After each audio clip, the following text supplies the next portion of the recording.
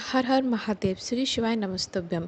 महाराष्ट्र राज्य के अमरावती जिले के परतवाड़ा में पूज्य गुरुजी पंडित प्रदीप मिश्रा जी की कथा शुरू हो गई है, जो कि 7 दिन चलने वाली 6 मई से 12 मई तक, जो कि आस्था चैनल और यूट्यूब के माध्यम से देखी जा सकती है।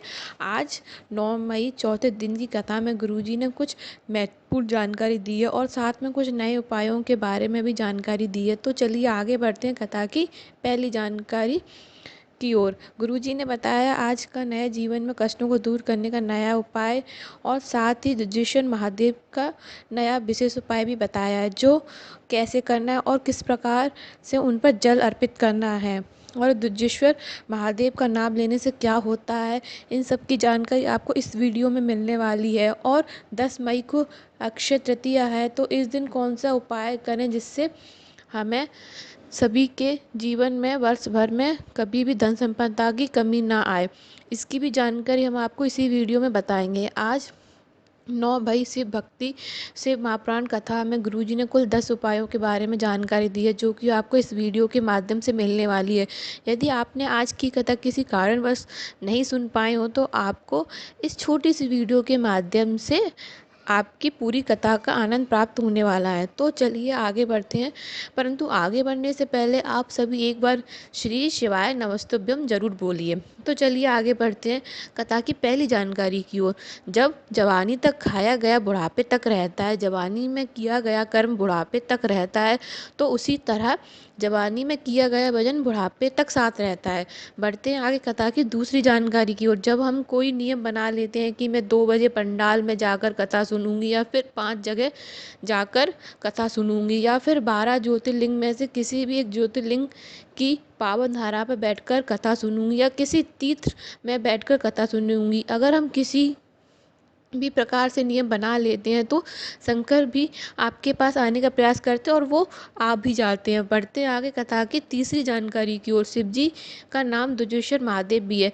भोलेनाथ की एक अवतार दुजेश्वर भी है। अगर आपने आज एक लोटा जल नहीं चढ़ाया, या फिर आप कहीं सफ़र में जा रहे हो और आपके पास बोतल में पानी है जो कि स्वच्छ और झूठा नहीं है, तो आप सफ़र में कर रहे रास्ते में कोई शिवलिंग मिल जाए, कोई एकांतेश्वर महादेव मिल जाएं, तो उन्हें जल अर्पित कर देना चाहिए। और अगर मंदिर भी ना मिले, शिवलिंग भी ना मिले, तो किसी पेड़ के नीचे की मिट्टी का उपयोग करते हुए पार्थिव शिवलिंग का निर्माण करें और उस पर जल अर्पित कर दीजिए। ऐसे भी आपको 12 ज्योतिर्लिंग जल अर्पित करने का फल आपको प्राप्त हो जाता है। यह उपाय आप बेलपत्र के पेड़, आंवला का पेड़, पीपल, वट वृक्ष और शमी वृक्ष के नीचे भी कर सकते हैं। बढ़ते हैं आगे कथा की चौथी जानकारी की ओर।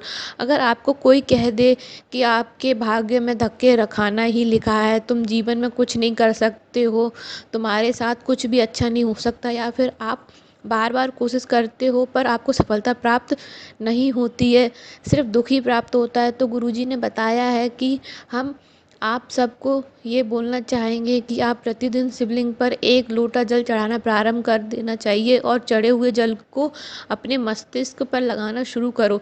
जो तुम्हारे भाग्य में उल्टी रेखाएं हैं वो भी भोलेनाथ की कृपा से सीधी हो जाएंगी, और अगर आपके जीवन में कोई सुख नहीं है, वह मेरे महादेव की कृपा से सुख आ जाएगा, यह मेरा विश्वास है।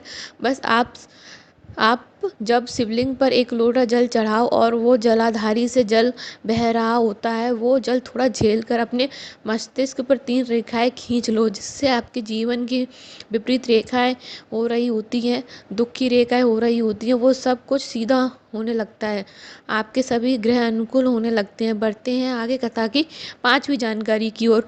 ना नौकरी लग रही है और ना ही व्यापार चल रहा है, तो किसी ने कह दिया कि किसी ने टोना टोटका कर दिया है, या किसी ने कुछ बांध दिया है, तो आप भूत अधिपति महाकाल हैं। अगर आप रोज शिवलिंग पर 1 लोटा जल चढ़ाते हो और चढ़े हुए जल को लाकर अपनी दुकान में, अपने घर में उसका छिन्न करते हो, तो किसी के बस में नहीं है कि उस दुकान को बांध दे या कोई आड़ा टेढ़ा कर दे। जहाँ पर शंकर का जल होता है वहाँ पर कुछ गलत हो ही नहीं सकता है। तो आप एक नियम बना लीजिए कि आप रोज़ शिव मंदिर जाएंगे और 1 लोटा जल शिवलिंग पर अर्पित करें और जल को छींटने अपने व्यापार व्यवसाय वाली जगह पर कीजिए। दुकान पर कीजिए, अपने घर पर छिड़कन कीजिए ताकि ऊपरी बाधाएं आपके ऊपर ना आ सकें। बढ़ते हैं आगे कथा की 6वीं जानकारी की ओर। सुंदर लाइन बोलते हुए गुरुजी ने कहा, हे शिव इन निगाहों में तासीर हो जाए, हे शिव इन निगाहों में तासीर हो जाए, जहाँ भी नज़र जिसमें भी डालूँ वह तेरी तस्वीर हो जाए। बढ़ते हैं कथा की 7वीं जानकारी की ओर। इस बात को आप सभी लोग अपनी कॉपी और दिल में नोट करके रखना। गुरुजी ने कहा, आगे बढ़ने के लिए 3 चीज़ें बहुत ज़रूरी हैं। अगर जीवन में बहुत आगे बढ़ना चाहते हो, बहुत उन्नति करना चाहते हो, कभी हारना नहीं है, तो आपको इन 3 चीज़ों का अपने दिल में उतार कर रखना है, याद करके रखना है। पहला है सब्र, दूसरा है बर्दाश्त करना और तीसरा है नज़रअंदाज करना है। जो लोग इन 3 चीज़ों को अपने व्यक्तित्व में, अपने जीवन में उतार लेते हैं, उन्हें आगे बढ़ने से, तरक्की करने से कोई नहीं रोक सकता। बढ़ते हैं आज की कथा की 8वीं जानकारी की ओर। दुजेश्वर महादेव का नाम लेते हुए अगर कोई शिवलिंग पर कोई 1 लोटा जल भी अर्पित कर देता है, जैसे ज़िंदगी में कितना भी दुख चल रहा है, बहुत बड़ा दुख है, तकलीफ भारी है, तो 7 दिन 1 लोटा जल चढ़ाना शुरू कर दीजिए। आपका कोई भी कार्य अटकेगा नहीं और जीवन से दुख समाप्त होता ही है। पर इस उपाय के अंतर्गत आपको विशेष तरीके से जल अर्पित करना है। गुरुजी ने जल का तरीका थोड़ा सा अलग बताया है, जो कि इस प्रकार है।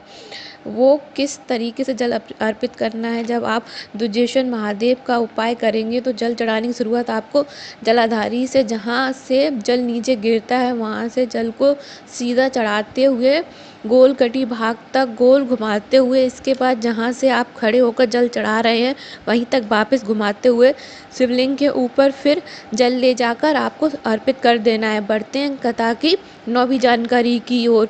कल 10 मई और अक्षय तृतीया का दिन है, तो इस दिन आप चने की दाल, गेहूँ और जौ को गलाकर सेक कर सत्तू तैयार किया जाता है।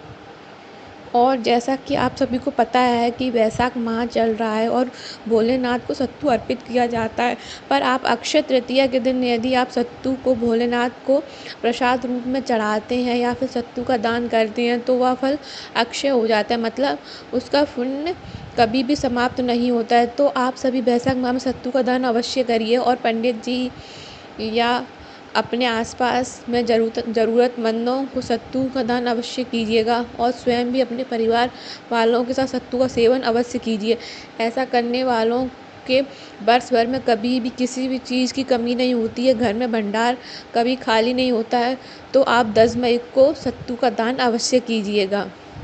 आज की वीडियो आपको थोड़ी भी उपयोगी लगी हो तो वीडियो को लाइक करें, कमेंट बॉक्स में हर हर महादेव ज़रूर लिखिएगा। श्री शिवाय नमस्तुभ्यम।